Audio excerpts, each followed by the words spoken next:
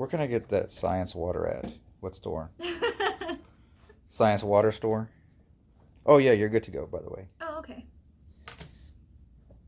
Hey guys, I have another short little activity for you today. This one is kind of like the soap-powered boat experiment that we did. Did we do that last summer? I don't know, but I remember that one. That was fun. I should do that again at home. Anyway, what you're gonna need for this one is some more water, shallow dish. I have a bowl today because the plate was almost a huge mess. You'll need some glitter and some dish soap. You're also going to, well, it's optional, but you can use like a paintbrush, a Q-tip, stick of some kind, or just your finger. And you're going to use this to use the dish soap. So let's get started. So let's start by putting some water in our shallow dish.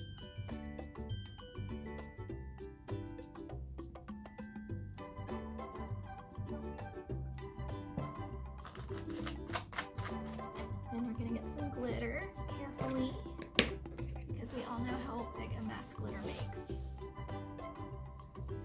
Sprinkle some of that on. Yeah, so does Rip Taylor.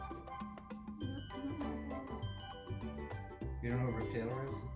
He's this guy that come out and throw glitter and confetti at people. Okay. So you see how the glitter is floating on the surface of the water? That is because of surface tension. So the water, the glitter rather, is hydrophobic, meaning it's not going to dissolve in the water. It's light enough that the surface tension of the water is enough to hold it up. Kind of like the dry erase stick figure that we saw earlier. So the next thing you're going to do is take some of your dish soap, get a little bit of it on your paintbrush or your dipping implement, and then just kind of like poke it into the middle of that glitter and watch what happens. Isn't that crazy? Oh my gosh, that happens so fast. Nope, it only works the once. Kind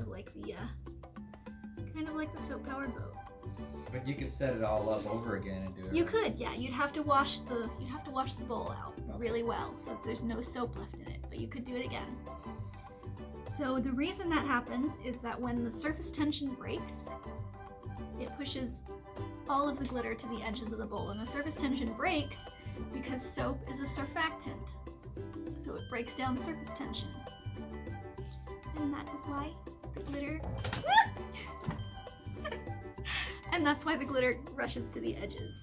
So if you want to make this an experiment, you could try kind of a chunky glitter like this. You could probably get an even chunkier glitter. You could also try really fine glitters. Some of those are really, really pretty. You could try different brands of dish soap.